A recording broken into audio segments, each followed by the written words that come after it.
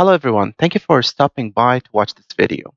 I'm a PhD candidate and I've been teaching for 5 years now.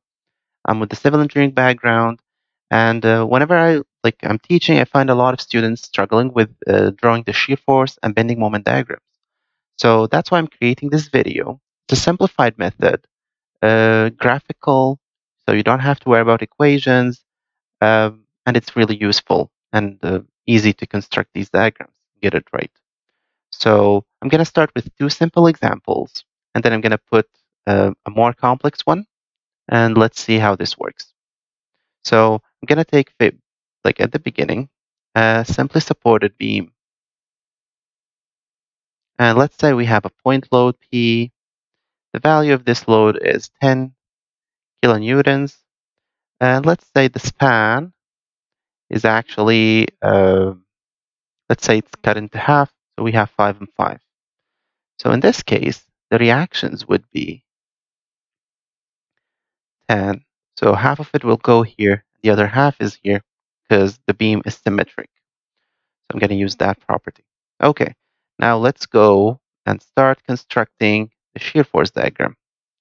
So below this point, in the middle, we have also a line. Just that's for my references. So whenever I'm starting with the shear force diagram, I look at my reaction, which is 5. It's pointing upwards. So I'm going to be just moving up 5. So that's the value here. It's positive. Whatever is starting from the left upward is positive, so that's 5. Now I look here, there is no forces applied on my beam, so it's just going to be a flat portion of my shear force diagram. So that's a positive. Now I hit this 10 kilonewtons, it's downwards. So it's going to be moving down, creating a total jump of 10. So it's 10, so it moves here, covers this 5, goes to 0, then there's another 5, so it continues down. So that's my -5 at this point. Okay, now I look here, there's no loads, so it's going to be, again, a flat portion, negative. Hitting this point, I have a reaction which is 5 up, so it's going to be closing my shear force diagram. This shows that I've drawn like a shear force diagram correctly. Should be closing at the ends. If you have an open shear force diagram, that's a big mistake. You know you had a mistake somewhere. Okay, now let's use this shear force diagram to draw our bending moment diagram. Of course, all the units here in kilonewton, the distances are in meters. So for the bending moment diagram, it's going to be kilonewton meter. Shear force diagram is just going to be a kilonewton. Okay. Now, I go to my bending moment. I'm going to be using the areas of the shear force diagrams I've created. So I have a rectangle here. Width times length, 5 by 5, so it's 25. So I know that the area up to this point, so I have a positive portion, so I'm going to start with it. Length times width, 5 by 5, 25. So the value here is 25. Now, if my shear force diagram is flat, the bending moment is actually inclined. But it's just inclined, but it's a line. So starting from 0, because the bending moment at the free end support is always 0, goes up, it's positive because this is positive. The value is 25. Now looking at this rectangle, it's again 5 by 5, so it's a -25. So I start with 25 positive. I subtract from it a 25, so that's going to give me back to 0 here. So the value here is actually my 25 that I started with. Subtracting the area of this rectangle, which is at 25, equals to 0. That's a good sign. If my bending moment closes to 0, because I know that this is an end support, it should be closing at 0. So that this way will let me know like I got a bending moment diagram correctly. Okay, so that's the case of a point load. So always keep in mind, point loads, we have flat shear force diagrams and inclined lines for the bending moment diagrams. Let's move into another case, which is, again, a simply supported beam. I have a uniformly distributed load. Let's say that the magnitude of that load is 5 kilonewton meter. So it's 5 kilonewton per meter. And this distance is, again, 10. So if I want to find the reactions, that would be actually the resultant force, which is 5 multiplied by 10, is going to be 50. So that's the total force. It's exactly into the middle. So it's going to be creating exactly half the reaction here and half the reaction here because it's symmetric. I'm going to have 25 here and 25 here. Now let's go and draw the shear force diagram. So I go to the end support. I look at the reaction is 25 up. So I'm going to have a 25 going up. So that's my positive 25. And as that's the beginning of my shear force diagram. Now, in this case, we didn't have anything here. So we had a flat line. However, in this case, we have a uniformly distributed load. So that's going to be like the load, the total load countering my reaction, going to be decreasing with time. So it's going to be decreasing. Let's check what's going to be the value here at the center. So I started with 25. Now this is downwards. So actually it's against this one. So it should be negative. So it's minus. It's 5 kilonewton per meter. But up to the middle, I have actually 5 meters. So it's going to be 5. 5. Let's make it 5. So it's 5 multiplied by 5. So it's a 25. So this adds up to 0. So I know that it's going to be 0 at this point. Now, because this is a UDL, uniform distributed load, the shear force diagram going to be just an inclined line like this, positive. Now, there's nothing here, so it's just going to be continuing. So that's the resultant. It's just I drew it there just to find the reactions, but there's no actually point load applied on my beam. So there's no jump in my shear force diagram. Now, to find the value at this end, it's going to be starting with 0, and the load is actually applied 5 over a 5 meters, so a total of 25. So I'm going to end up with a negative 25. That's going to continue here. And the value here is negative 25. That's a good thing because my reaction is 25 up. So that's close it back to 0. That's the correct shear force diagram. If it doesn't close back to 0, I have a problem there. I have to go back and recalculate. Either my reactions are wrong or I did something with when I'm adding like the effect of this load on my shear force diagram. Okay, now let's go to my bending moment diagram. So the same concept, I'm going to use the areas. This is like an end support. So the moment here should be equal to 0. There's no applied external moment or anything. It's just going to be equal to 0. Now the amount of the magnitude of the moment, bending moment at this point, is actually the area of this positive part. So the area is half of the height multiplied by the base, which is 5. So this value is 62.5. So I know it's a 62.5 here. Now my shear force diagram is inclined, so my bending moment should be a parabola like this. And it's a positive because I have a positive shear force diagram. Now looking at the second half, it's exactly the same area, which is half 25 multiplied by 5, but it's negative. So to find the value here, it's going to be the starting value, which is 62.5 minus half of the height times the base. And that's going to be ending up with 0. That's a good thing, ending up with a 0. That actually means that I got my bending moment correctly because I know that the moment here should be equal to 0 because that's a free end, right? Okay, so always for UDLs, uniformly distributed loads, the shear force is a straight line, inclined. The bending moment is parabola. Okay, let's move into more complex example. Let's go and take a beam.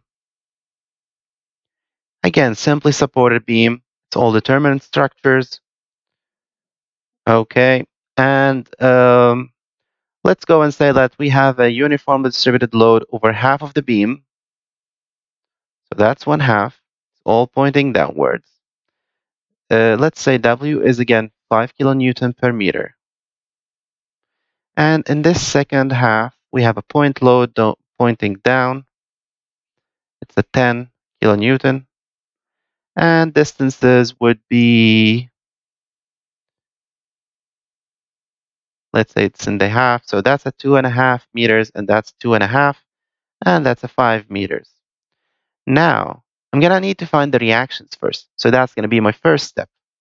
Let's assume this is A and this is B. So I'm going to have AY here. That's my reaction. And I'm going to have a BY. So that's an AY and a BY. Now to find the reactions, a simple calculation, maybe taking the moments about B is equal to 0. That's from equilibrium equations. Taking the positive direction as a clockwise, I'm going to have AY multiplied by the distance, which is 10. So that's my AY multiplied by 10. Now this one is rotating counterclockwise, so it's going to be negative. So negative, the resultance of this is actually 5 times 5, so that's going to be a 25 multiplied by the distance. So 25 multiplied by the distance, which is half of this, which is 2.5 plus 5. So it's going to be 2.5 plus 5. This force is actually, again, counterclockwise, so it's going to be 10. The arm of it is 2.5. By is passing through the center of rotation. It has a 0 moment, so that's equal to 0. From here, I can find AY. The value of AY is at 21.25 kilonewtons. Now to find my BYs, I can just take a summation of forces on the Y direction equals to 0, and this will give me my BY value, which is 20, nope, it's going to be 13.75 kilonewtons. Now I have my reactions. Now I'm going to apply the same concepts I did before. So the only thing is you want to find your reactions, and then drawing the shear force diagram and the bending moment diagram would be super easy. So let's go and just generate these lines just as references. You could do this like using like actually accurate scale for your bending moment and shear forces. However, this would do the work. So let's start with our shear force diagram. Same concept, starts from the left. We have a 21.25 pointing upwards. We go up 21.25. So that's 21.25. Positive because it's pointing upwards. Now, as I'm moving here, this is the case of a uniform distributed load. So it's going to be reducing as we go. Let's go and find how much going to be the shear force at this point. So at this point, so I'm going to start with a 21.25. I'm going to subtract from it the effect of the load over the distance. So it's applied over a 5 meters. So it's 5 times 5. So it's going to be a 25.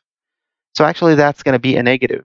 So it's negative 375 kilonewtons, right? So it's going to be negative somewhere in here. Now it's a UDL, so basically it's an inclined line, but it's going to be a straight line. So it's going to be something like this. It's just a straight line. Positive here, negative at this small portion. Now remember, like if I'm going to use this to find my bending moment, I need to find the distances here because I need to find this area. So to find the distance, I can assume that this distance is x. So whatever is left is actually 5 minus x, right? Now using similarity, I can say that this triangle is similar to this small triangle. So 21.25 divided by the distance, which is x, should be equal to 3.75 divided by the distance, which is 5 minus x. Solving this gives me x equals to 425 meters. So now I know this. So I can basically just put as 4.25, and I know that this is equal to 0.75, which is whatever left to make it 5, right? So I got that distances. This is good.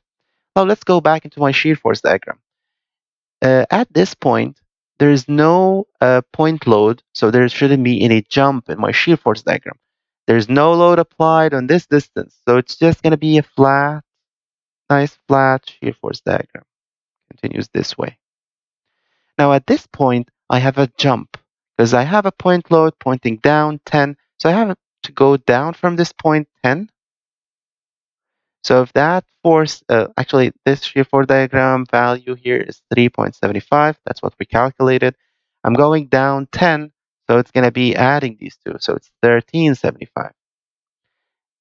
Beyond this point, it's just, there's no load applied, so again, it's flat all the way up to the support.